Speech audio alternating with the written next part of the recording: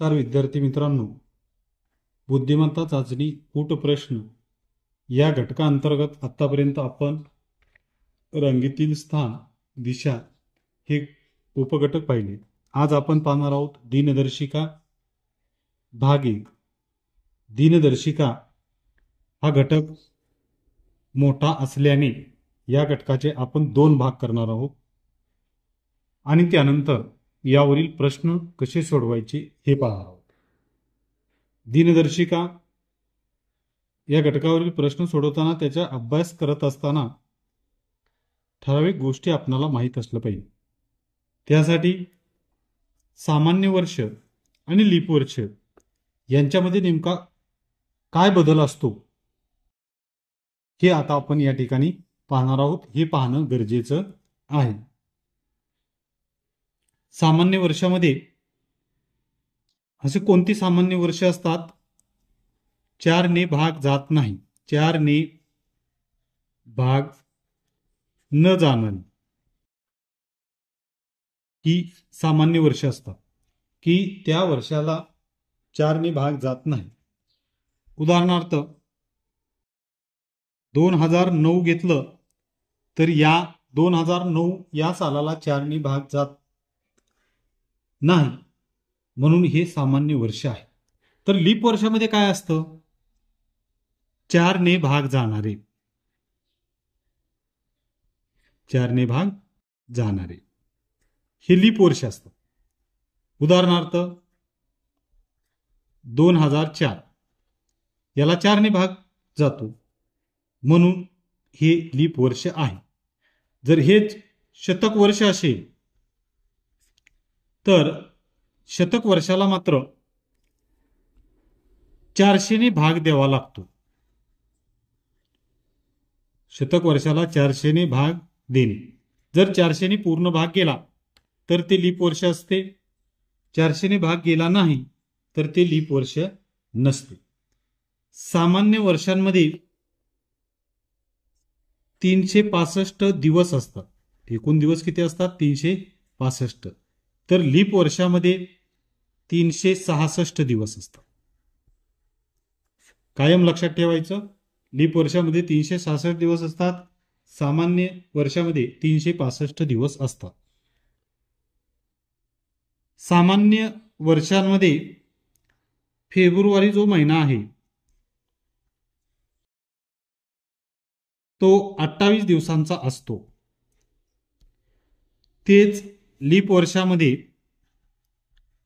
February जो महिना आहे तो 29 दिवसांचा असतो.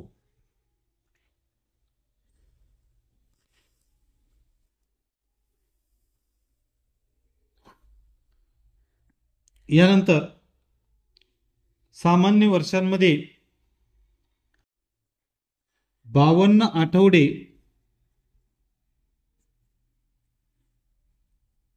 व 1 दिवस असतो. हेच लीप वर्षामध्ये 52 आठवडे व 2 दिवस असतात.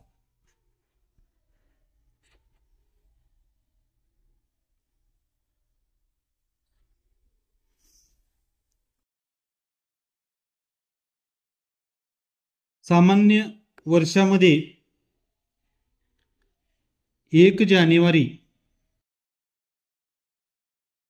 जानेवारीचा वार 53 वेळा येतो व इतर जे 6 वार आहेत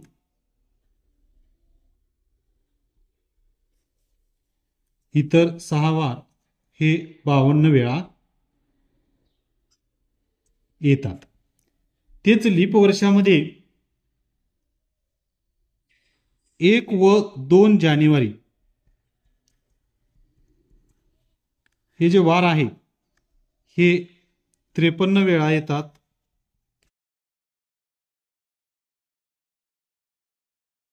व इतर 5 वार जे आहेत 52 वेळा येतात.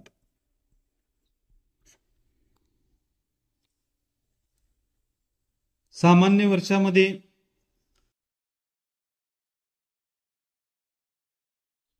सामान्य वर्ष हे सलग 3 वेळा येते, सलग 3 वेळा, व नंतर लीप वर्ष येते.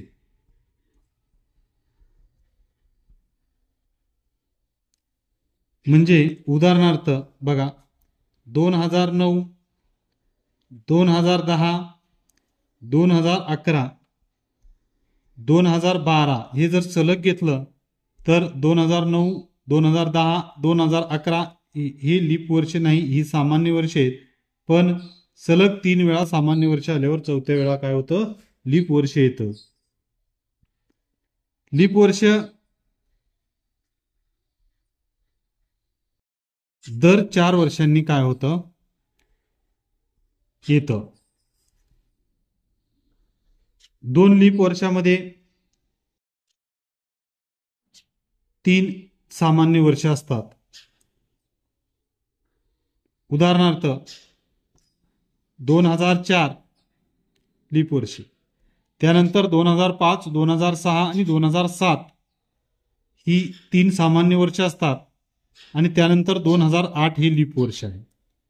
त्यानंतर 2009, 2010 आणि 2011 सामान्य वर्षे सलग 3 गेली की त्यानंतर 2012 हे लीप वर्ष आहे. सामान्य वर्षामध्ये 1 जानेवारीला जो वार असतो तोच वार 31 डिसेंबरलाही असतो.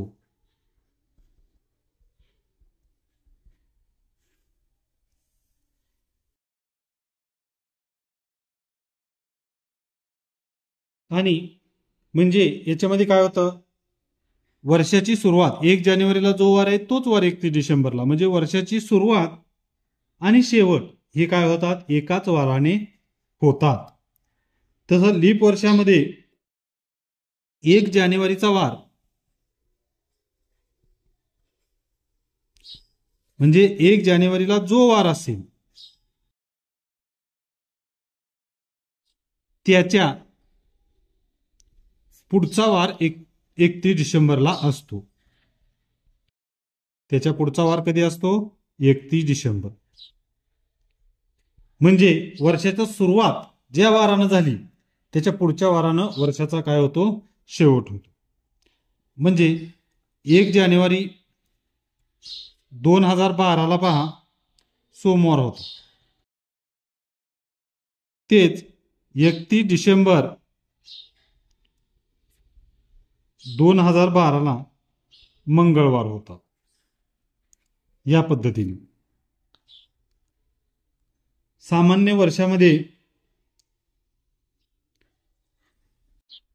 प्रजासत्ताक दिना दिवशी जो वार असतो बघा, प्रजासत्ताक दिन ज्या वारी असतो त्याच्या 2 वार पाठीमाग स्वातंत्र्य दिन असतो. 2 वार पाठीमागे स्वातंत्र्य दिन. म्हणजे बघा 26 जानेवारी 2009 सोमवार होता.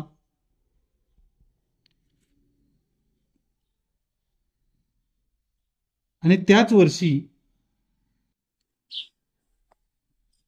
15 ऑगस्ट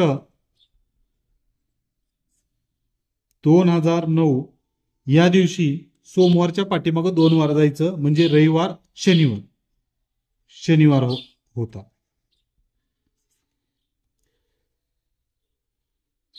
ते लीप वर्षामध्ये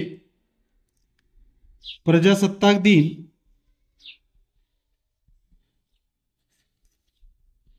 जो वार असेल त्याच्या 1 वार पाठीमागं स्वातंत्र्य दिन असतो. जो वार त्याच्या 1 वार पाठीमागे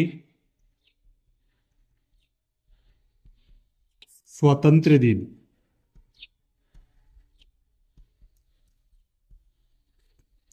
पाहूया आपण. 26 जानेवारी 2012 सोमवार होता. मग 15 ऑगस्ट 2012 एकच वार पाठीमागे जायचं, रविवार.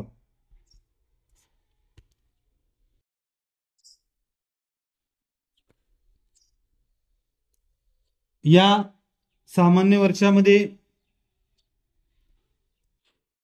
दिनांक व समान वार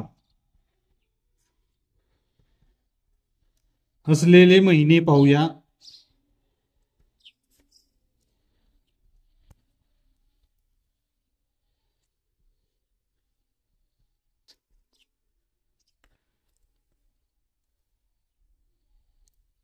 जानेवारी, ऑक्टोबर,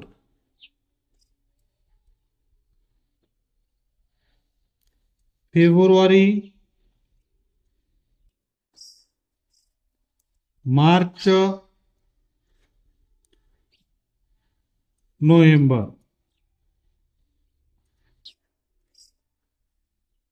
एप्रिल, जुलै,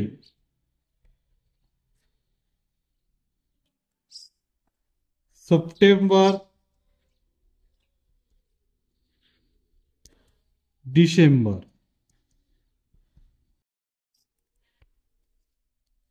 तेच लीप वर्षामध्ये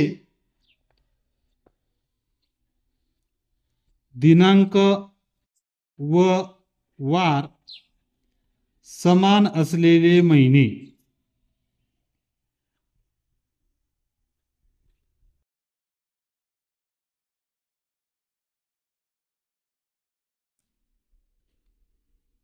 जानेवारी,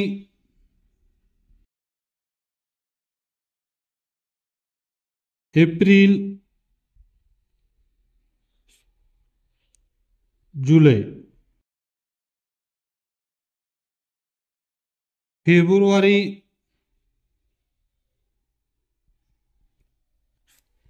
ऑगस्ट, मार्च, नोव्हेंबर, सप्टेंबर, डिसेंबर. हा साधारणपणे लीप वर्ष आणि सामान्य वर्ष यांची जर तुलना केली तर याप्रमाणे बदल आपल्यास काय होतो, जाणवतो. या भागामध्ये हे जे तुम्हाला महत्त्वाची माहिती सांगितलेली आहे याचा परिपूर्ण आपण अभ्यास करून घ्यायचा आहे. यानंतर पुढच्या भागामध्ये या घटकासाठी लागणारे काही महत्त्वाचे घटक आपण पाहूया आणि त्यानंतर मग या घटकावरील प्रश्न कशा पद्धतीचे असतात हे पाहू.